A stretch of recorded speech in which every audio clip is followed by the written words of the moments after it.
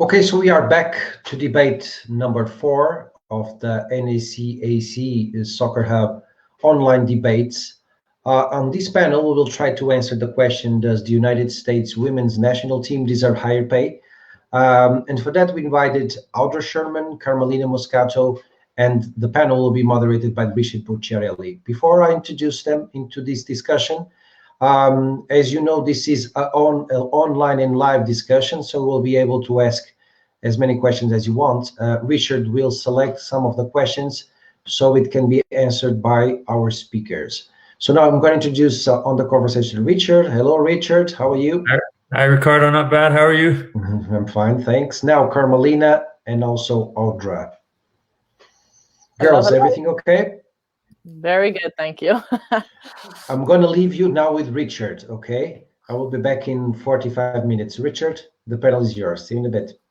Okay, great. All right. So good afternoon, everyone. And I will thank you very much for rearranging your schedules during this crazy time to be available for this. I hope you enjoy it. I hope everyone who's watching enjoys it. And of course, the NSCAC members who will get permanent access to these this discussion and all the other discussions that I hope everybody really gets some good value out of this. So thank you very much. Maybe this is a pretty controversial topic, and it's been in the news a lot in soccer lately, of course, including recently. So I would like to start, and I can throw it out to either Audra or Carmelina, either one.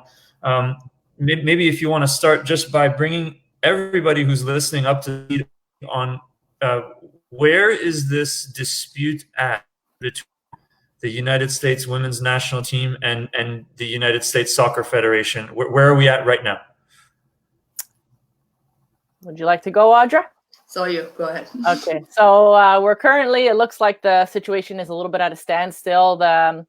So the U.S. Soccer Federation was in an attempt to resolve all their, obviously issues outside of court, outside of trial and mediation. From what we're able to access, of course, we don't have all the details, but mediation didn't go as planned. A solution was not resolved, and therefore we're sort of in limbo. Obviously, COVID is in the way of understanding truly what's next in terms of the timing of the next steps, but really, some of the latest news was a little bit, disturbing in the sense of what the U.S. Soccer Federation's position on the matter was.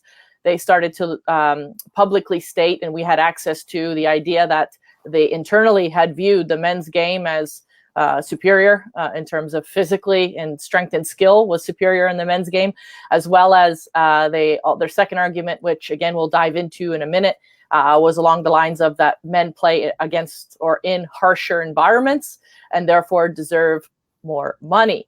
So there's a lot of institutional biases and sexism and things that are now out there for all of us to form our own individual opinions on. And that's why we're here today, is to really dive in on what's happening. President Cordero stepped down as a result of those comments. A new president is in place, Cindy Parlow-Cone. One fun fact before we enter the debate section is that Cindy Parlow-Cone was part of a 3-person panel as well, who was in parallel, like a parallel panel operating with the player group to attempt to find a solution outside of mediation. So now that she's in the president's seat, what does that look like for the players and the association now that she's fully representing both perspectives? Audra, anything to add to that? I'm ready to dive in now. That's a pretty good summary of where we're at. So yeah, I mean it's at a standstill right now, and I guess I know we spoke even a little bit before we went live here about the part of the dispute being about the fact that the men's and the national teams in the States have different collective bargaining agreements. So maybe Audra, let's talk about that a little bit, maybe summarize the differences between the two and how do those affect this dispute? Yeah, so they, I think the women's actually ends in 2021, their new agreement. And I believe the men are still operating off an old agreement. Yeah. And so as you kind of pull that apart, we're looking that the women are on a base salary, right? So the top 18 allocated players, I believe it is, make about 100,000 paid from the U.S. Federation. They receive bonuses. There is healthcare and all the benefits that they receive. They're receiving because they weren't getting that in the professional league, right? So the men, they get pay as they play. They get bonuses of about 5,000, regardless if they win or lose, but they don't get the base salary, right?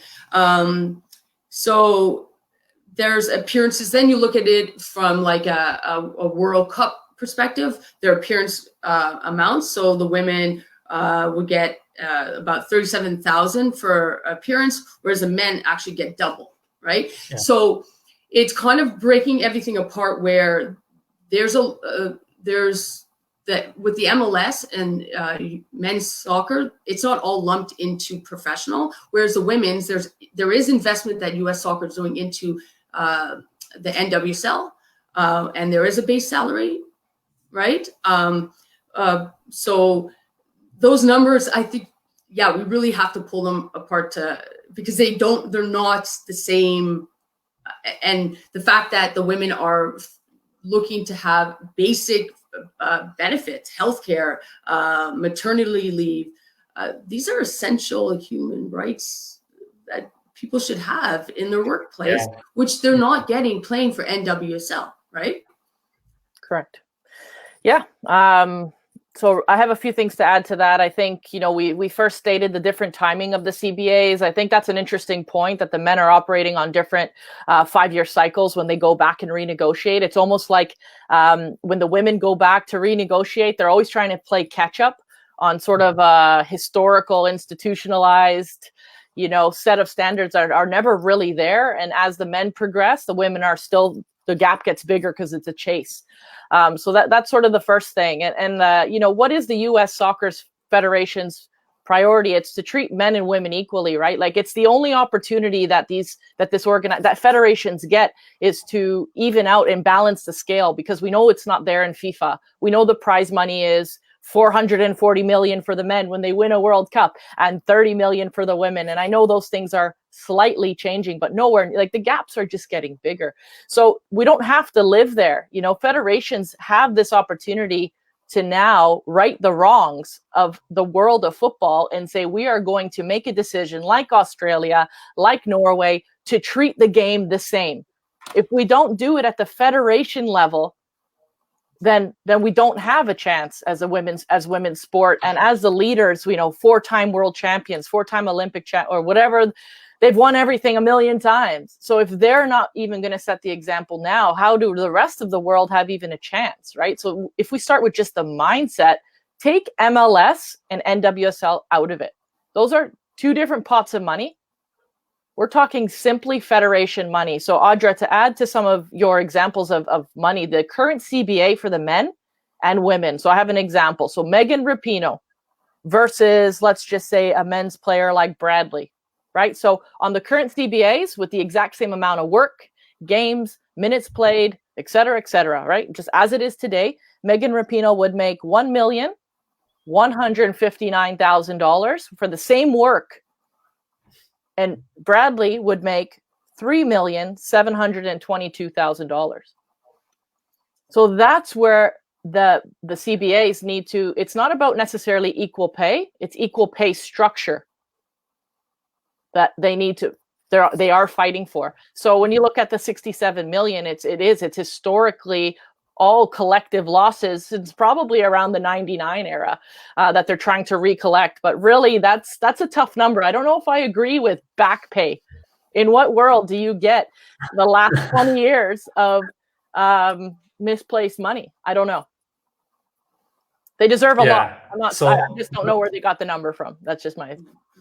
I'm gonna chime in just because I see Eric Alves has asked a question, and I think maybe this can build on what we've just discussed, which is, aren't prize money and salaries based on revenues generated? And then he goes on to add that our CBAs, collective bargaining agreements, negotiated between parties, meaning there's an agreement on both sides based on negotiating positions. And I think maybe what he's getting at, which I know Carm kind of touched on, is like if we take the professional salaries from MLS or NWSL out, and we look at, well, okay, the national federation, you know, essentially you've got exhibition games, you've got World Cup qualification, and you've got the World Cup. Obviously, there's no argument that the United States women's team has been far more successful than the men's team in the World Cup, and they're the best women's team in the world. So to Carm or to Audra, would you like to maybe touch on that question, and how can maybe compensation be thought of in terms of playing for your national team, including World Cup, and, you know, is it fair? Is it based on revenue generated, etc.? Well, if we look at just that from the game day pay, we're looking at 50.8 million was the women that they generated, and then there was 49.9 million from the men. So the women actually made more money, generated more revenue when we look at it that way, with just, you know. But we're speaking about prize money of what, 400? What was it? 400. It's historically 400. It's being bumped to 440 now for the men for the next World Cup winners. So we're speaking that as if the men's national team won the World Cup. Correct. As if that money actually was generated down. Because last I know is their highest was the quarterfinals. Correct. Yeah. And then they didn't qualify, right? This last cycle. That's it. So now we could speak about this hypothetical money that they could achieve. And of course, if you're looking at it from a business standpoint, yeah, if you're going to invest all your money as in business to improve your men's side to potentially win that money. Yeah. But right now you have success on the women's side. That's it. It's 4 million, but it's 4 million that it's been consistently won and back to back and 4 titles, right? So, but then you have to look at the expenses. So how much does it cost the U.S. national team, like the federation, to, you know, keep the expenses of the men's team? So how much is being allocated, right? Expense wise. So it's not just black and white of revenue. Like, I don't think they even, when you dive into some of the marketing aspects of their budget, of the U.S. Federation's budget, it's not allocated to one team or the other. It's consolidated. So it's easy to move money around when you want to. Right. So I'm definitely, this is something I feel passionately about, the whole marketing, revenue, sponsorship. So it's managed by an organization called SUM, right? So SUM is the Canadian equivalent I actually work for, CSB. Yeah. So with that being said, the management of those portfolios, of those assets, when you really dive into SUM, it's all the management of it. So first of all, it's important to state that the CEO of SUM is the commissioner of the MLS. The group of owners in SUM are the owners of the MLS. Okay, so that's important to talk about. So where you talk about biases or business decisions, people are going to chase money. We totally get that. When you really look and dive in, the NWSL is actually just sort of thrown on. There's no valuation for the NWSL independently. So we said there's pots of money surrounding the team. But when we look at just the U.S. Soccer Federation, the structure internally is imbalanced. And that's therefore, and the mindset, we started to learn a lot about the mindset through this litigation of they feel the sport's inferior. And that's where, you know, obviously everybody from a common sense and in moral standpoint, we're like, wait a second. If there is institutionalized sexism in the premise of their decision-making historically and today, that's the basis in which we're sort of arguing. So I agree with you, Audra, in the sense of we're not looking at dollars in and dollars out. Because U.S. Soccer Federation is not SUM. They shouldn't be operating like that. They should be operating on the principles of equality and therefore paying the women for the work that they are doing, no different than the work that the men are doing, and leave the pro salaries on the outside of these discussions, although people have lumped them in when it's convenient. That's a great point, and maybe Karma, I just want to touch on it if you can elaborate, because I did my homework before this debate, and I found that one of the claims in the suit from the United States women's team is this concept of institutional favoritism or institutional sexism, and they mentioned things like, for example, that the Copa America and Gold Cup final were scheduled to be played on the same day as the Women's World Cup final. The amount of times that the women have to play on artificial turf versus men. There's some again disputes about not getting access to chartered flights, lower quality accommodation, that kind of thing. So I guess obviously there's more than just money and pay involved. So how do either of you maybe how do you see those issues? And then I know Carm kind of touched on it too. This comment that was made by Carlos Cordero about the game being different and about basically that it's it's whatever it is, it's more challenging for men and inferior, that kind of thing. So how much of a role does do those institutional biases play, do you think? Audra, would you like to go, or? Well, I think that's right there. It's based on speed and what was it? Speed and strength, right? Speed and skill. So you're, yeah. But then it equated to your skill is better if you're faster, stronger. Yeah. So there's other aspects of the game. I mean, your mental, your ability to see the game quickly. There's so many other elements. So that's kind of just like one physical attribute, and that just cuts them off at the legs. Where is 50% of the participation in youth in grassroots in the US and even Canada, it's male and female. So if you're developing the game, a comment like that, not only like it defeats the purpose of what you're there to support. So it shows the bias and the sexism right there, right? And then how do you, as you mentioned earlier, is then how do you grow the women's game? How do you have proper facilities? How do you fight for equality as a leader in the world's game if your own federation exposed themselves, right? Yeah. Because there are great facilities in the US. There is like investment at university level, at multi levels, that their facilities should be their access for men and women. They have a pro league, right? So I mean, it's hard to grow the game when internally they don't even believe in growing the game, right? Yeah. No, it's a good point. And what I heard there from both of you is there's something around, like the best example that came to mind was Ada Hedeberg, right? So her federation, so the Norwegian Federation, did agree to equal pay. So there is equal pay there, and she still doesn't want to play for her national team, as we saw in the last World Cup, based on equal treatment. So the treatment is different. So some of the factors you alluded to earlier, Richard, the chartered flights, different arrangements with hotels, those are, for me, when I hear that, those are all controllables.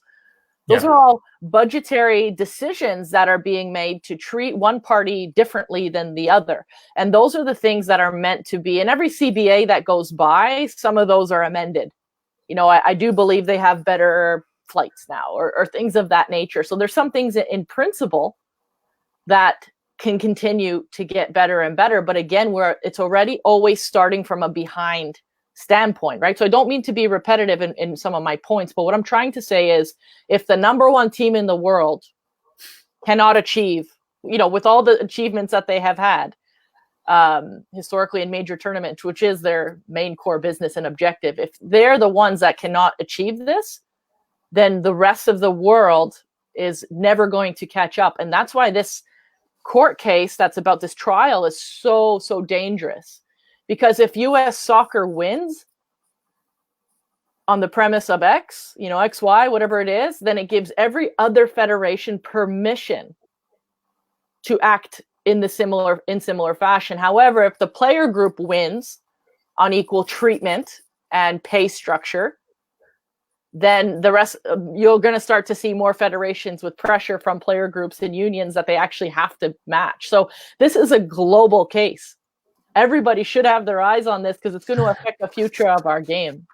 Absolutely. And I think it's important to make the distinction too between, equal pay and equal treatment. They're two different things. And so I will, I'll jump in again because I see AC Lang here. She has asked. Hi, AC. Oh, AC. Yeah. You know her. Yeah. She's awesome. She is awesome. She outplayed me in my latest Ontario soccer clinic. So. There you go. your opinion, she says, is it more important to pay the nation's top players equally to men, or to increase the pay of the average professional women's soccer player, and in brackets, a rising tide lifts all boats? So I guess I can put that one out there to either one of you. Which is more important, paying the top players equally to men, or increasing a professional wage? So that's even having that as a choice of, and that's actually a great question, because with the investment and going back with the pro teams, while in the new agreement and the support of NWSL, they actually have money that, they've allocated some more money that raised the average base salary, right, and the minimum salary. So I think it's 50,000, and then 20,000 is a minimum. Yeah. So now within NWSL, there's no like maternity leave, there's no healthcare, so they're still missing a lot of those elements as well. So. And if they're not allocated to the money that the US, like the top 18 players or 16 players, the numbers wherever you look, it's changing. They barely are able to live off their salary, right? So now we're looking at, all right, we're fighting for the top ones to make equal to men, where the sustainability of players like Cindy Leroux, who like now she's no longer with the national team, right? And she just had a child, right? Now we're looking, is she able to, is she making the same amount of money as she did before, right? And there's that argument too, is we're losing, like the playing field is so like unbalanced in the sense, like why, like do we have the MLS players lower tier fighting to just have a sustainable like salary, right?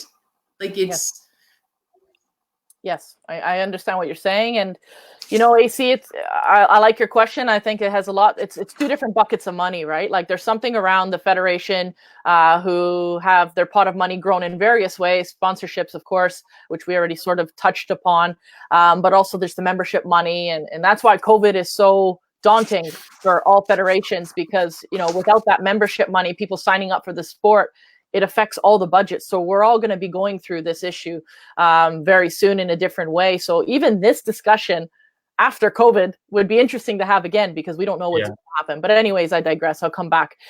With regards to what you're asking, is it better to achieve this standard for the top players or otherwise? With a women's league, let's just say here in Canada, if we were to achieve that massive goal and need, it's private money for the most part. It would be private money. It would be an owner pouring in and buying into a vision, and then supported by sponsorships and maybe foreign investments, et cetera, et cetera. All to say, if the national team operates and that country has a standard of equality or equity, that trickles down into the domestic system, that mindset. So right away, you'd start to see people show up to the table with the idea that we can't get away with treating, let's just say, CPL different than CPL, hypothetical CPLW in the future, or MLS and NWSL. You can't get away with that thing when the top is already agreed upon a certain level of treatment. So yes, we want to have more success for all, but it starts at the top, like most things do. That's my opinion.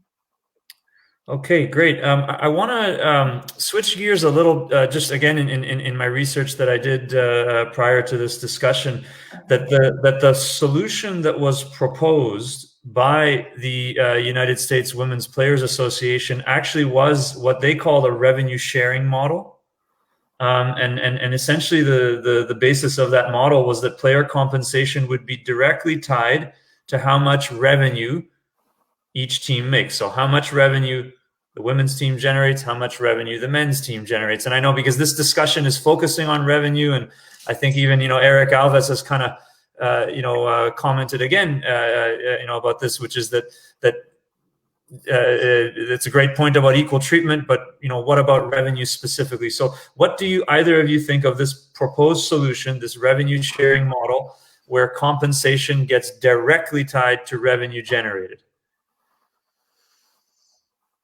What do you think, Audra? I'll let you take this one because it's not that black and white. I mean, no, it's not. It's not. That's where we're again. Like as you look deeply into this issue, it's because there's too many ways. Like I think in North America, it's a different model. I think the business model is different than European model, right? And I think the intent as well, right? So it's just too hard to isolate, right? Like I don't know if that would benefit the women's game or not. I don't know yet. We'd have to really dive into that. Well, the burst has been in the last 5 years, right? Like for women's sports specifically, if you really think about it, the NWSL started in 2013, like the third iteration of their pro league. So only in the last 5 years are you starting to see these exponential numbers of revenue. So to compensate women directly, it's almost like you're a salesperson and you're making, obviously your profit based on what you bring in. Like that's not really where this is going. I don't believe this conversation. What it is going to is, what if we treated the game exactly the same?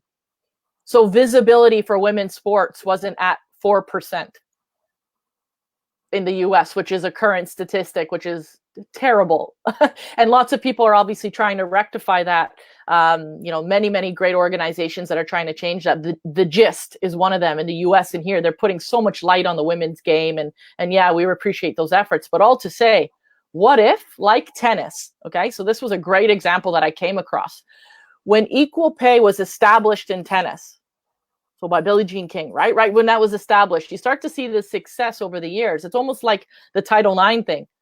To make sure that there's quotas and things that are equal, then we can have the revenue dependent conversations. Until the things below that change, we have no chance. So the women are succeeding, the national team, the US specifically, they are succeeding in spite of, in the lack of resources and visibility. That is even more impressive than anything a men's team could do with the same input, right? Their output is astronomical compared to the input. This is why the heartstrings are being pulled at. So there are some things that live in common sense and what's right, moral, and there's some things that live in legal. And I think we're getting some of the questions I'm seeing are maybe getting caught up a little bit in the legalities and the business and the revenue, the hard black and whites. It's actually not that. So that's an excellent point, and I think maybe to summarize a bit, I would say it's almost like a chicken and egg analogy. For example, if there was equal treatment, equal exposure, marketing, those kind of things, would we then see greater output, and without or is it the output that's required first in order to earn equal treatment? For women, it is. For women, it is. Yeah. I think that's sort of just the way it's been, and that's, I guess, is the whole basis of this dispute and the lawsuit right off the bat. So I would like to just maybe I want to touch on the again some of the differences in the bargaining agreement and what that led to, which was and I guess the reason that it's looking like this dispute is going to go to trial, which is that the U.S. Women's Federation actually requested $67 million. I mean, they called it back pay, essentially, and that would have been in order to avoid going to trial. Yeah. And, I don't want to, give it away. I'd like to discuss it a bit, but can you, I'll open that up to the two of you to say, what do you think about that request? Is it fair? What was it based on? And then, the response from U.S. Soccer, which essentially was, we don't. It is fair. So. Bit frozen there. Yeah. I can start off with this one as you've been starting, Audra. I'll quickly get into the fact that this actually originated, I have it here in 2016 as a filing with the Equal Opportunity Commission.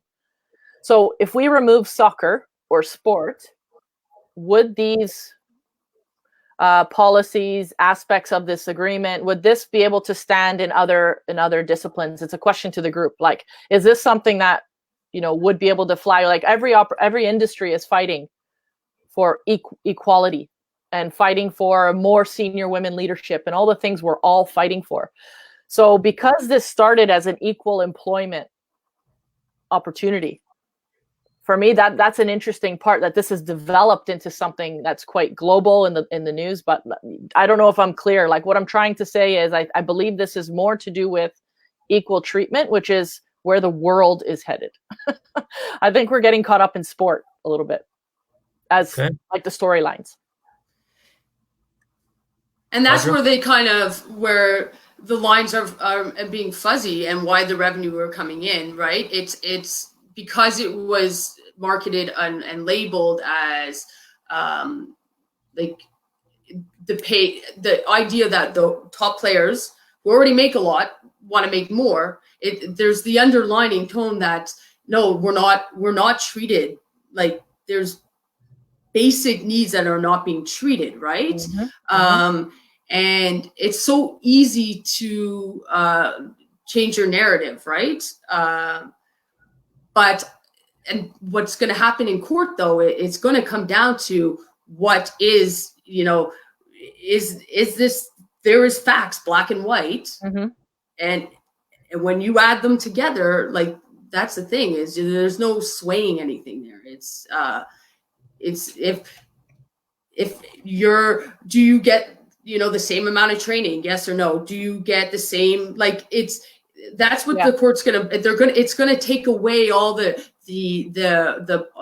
biased narrative that's out there in the media. And the media actually, it's in favor, right, really, for the women's game right now, because it's hit mainstream marketing and media, and it's gotten so much attention that yes, this is great. It's front line, it's mainstream, and that's what you want, because it, like you said, it's not just hitting the game, right? It's not about soccer, it's women's rights, right? And this is going to help us grow the game, right? But why do we have to do marketing power that way? Why does it have to be that we have to fight for basic treatment? Yeah. And I hope personally what comes out of this is not only do the women get what they sort of deserve in the court of law, like what that number comes to is going to be a sort of equation of sorts, but all to say, like, I really hope that the structures change so that some and other people who are looking to sponsor the team can actually do so independently. Because right now, we said this earlier, it's just this big lump sum of money that gets distributed by the powers that be. So I believe that the women's game, based on the question even earlier, how, if it's based on revenues, we don't actually, you can look at a chart graph and see, oh, they brought in 50 mil and they brought in 50 mil. But it's about the commercial rights and things. So what is the valuation of the NWSL? What is the independent valuation of the U.S. women's national team? Until we have those numbers and until business is looked at as such, then we don't have any data to go off of, because to your point earlier, Audra, it's all just one pot of money that we're using, internal biases to distribute. That is the problem. So I hope that by the end of this, men have a structure that works for them, that we understand how much they're worth, and then we understand how much the women's game is worth.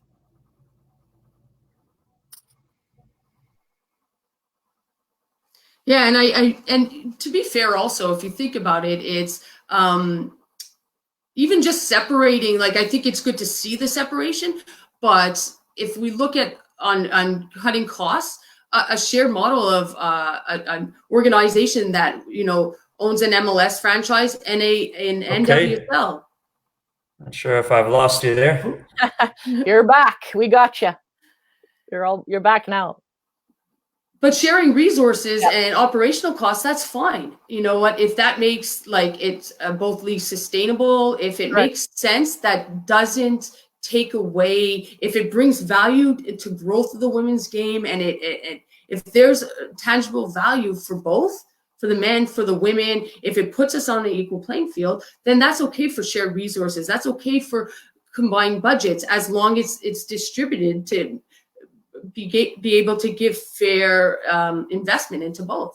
Yes, and everything that we're saying, I like it, because we're actually separating US soccer with pro leagues, again, that sit outside. So what you're saying there is like, yes, internally, if they shared those operational costs and then revenue generated from the spectacles and events, I think we'd all be quite shocked that, you know, even the fact that last year, what did you see the fact that all the women's jerseys from Nike in the US were the highest sold jersey, like of all time?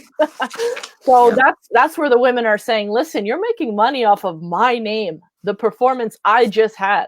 My life's work is profitable by the Nikes of the world, by everyone else. And have you noticed also, I read this article, like the sponsors in this, which is a huge discussion because you can really tell by their campaigns who they're focusing on. So like, for example, Nike has been really quiet. You haven't heard anything from Nike because it's too interwoven. They're benefiting off of this in some ways, but their campaigns are very female forward. So there's this really interesting dynamic. But then you hear Coca-Cola wants to have a meeting in regards to this. And the second sponsors start removing potential, you know, big funding that they've provided these teams in both programs, you start to see the U.S. Federation likely and some react in very different ways. So where does the power lie right now? And I would argue that it lies in the hands of the sponsors, which is a very, very interesting place for it to sit. Yeah, I agree. Hi, Richard. Are you with us? He's frozen. That's okay. Yeah. We can keep it going. But anything interesting, anything else that you've come across, Audra, in the last in your research? I know there's a couple, you know, more interesting facts with the last, 8 minutes we have left here, but there was also going back to NWSL. For me, it's a no-brainer when we're looking at a national, like a federation that drives money. We keep talking about sponsorship and game day, but there's also other revenue. Yes, it's not in the millions. It's lower with participation, grassroots, and we're looking at, coach education. There's still revenue streams that are coming in to U.S. soccer, right? That and development fees, like how much money when a MLS team sells a U.S. player, is there a kickback to U.S. soccer? Like, there's a lot of details that we need to pull out that, where for me, we shouldn't be even arguing they should have equal pay when it comes to the US, that part. So now we go with the NWSL, and in 2020, they just actually got a new agreement. And so to pull it up, there's actually 87 games that are going to be picked up by, what is it? CBC, maybe? I think so. I have it written here. Yeah, you're right. Which I think that's huge. So how did that come about, right? So there was talk that NWSL was like some clubs. It's even a different model, right? MLS is it's owned, so there's investors. So if you look at the business model versus NWSL, they did have a lot of support to get NWSL from U.S. Soccer in the first couple of years, right? Yeah, and they made it very clear that they want to run and operate on their own, right? Yeah. So now, as we break down their new model, they did a great job and they signed a contract for 87 out of 108 games being televised.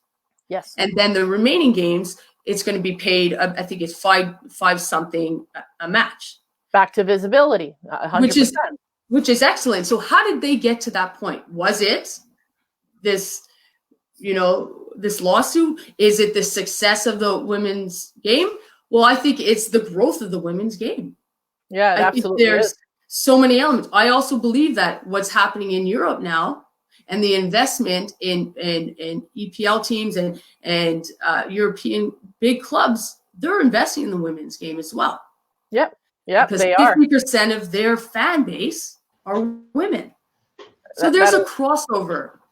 That is so correct. And, it would be hard not to talk about what's happening today.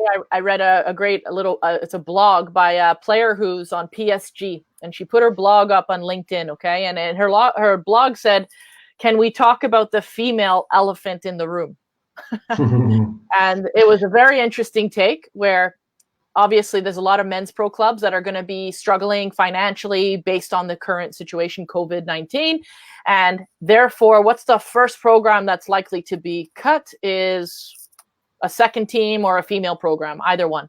So when the game is so heavily dependent on the men's game. Carmelina, let me just... Yep. Richard, sorry. Just talk a bit about of the Portuguese reality right now about women's soccer. Right now, there is a lot of investment of the Portuguese FA in women's soccer. Yep. I believe that only from 5 years, I would say yes, 5 years, they start investing and doing something with women's soccer, because it was completely amateur at the moment. And now, of course, the Portuguese FA is in a good financial situation because all of the results of the men's national team. Correct. So they are taking some of the funds to invest in women's soccer. And the results are start to showing, people are starting to go to the stadiums to see a match, a women's match. It was not normal for us, So I believe that things are changing in that specific matter, and I believe that it's good for business. And the FA of Portuguese FA is seeing the women's soccer as a package that they can sell in a package to the sponsors. Of course. For instance, buy this and have this also. It's more visibility, and I believe that if this women's soccer can be understood at these first steps in Portugal as something that can be added to a sponsored package, that might be very interesting in the business point of view. Of course, sure. Go on, Carmelina. The most important part about what you said is we all know that every successful women's league in the world right now, currently France, England, let's just say Spain is up and coming. Portugal's new, it's newer, it's coming up. All to say, they all have very successful men's programs. So that's why I haven't talked a lot about Canada, because our reserves historically, right, not qualifying for World Cups, not placing in World Cups, the federation's funds are low. I haven't brought that up once because the difference with the US team, which is the topic of the day, is that they have the money. It's a conscious decision, as opposed to in Canada where there is a genuine lack. So even with you in Portugal, you're saying, oh yeah, the women's game is starting. That's a conscious decision with a pot of money that they have. Yeah. And hopefully in Portugal, which I don't know, I'd have to research, I hope they're starting off from a better learning from all the other federations who have not treated the game equally. And I'm hoping they do that well for the women there. Yeah, I believe so. I believe that that everything is being done as it should. Even with programs on the school level, at the lower school level, trying, yeah, great. They have the money, they have the time, so I believe that they will be able to start producing some results very, very soon. Okay, so it looks like Richard is unable to get in. He said that the Wi-Fi connection went out. So no problem. I would like to thank both of you, Carmelina and Audra. Thank you for your explanation about this specific subject. I must tell you that that is a subject that we haven't heard about it here in Europe at the moment. I believe it's very interesting, and it will have some kind of impact in what we are thinking about women's soccer also in Europe. So thank you for your contribution, Carmelina and Audra. Nice meeting you both, and I hope that I can see you girls soon. Okay. Perfect. Thanks, Audra. Great to meet you. We'll be speaking soon. And Ricardo, thanks for this. Thank you. Bye-bye.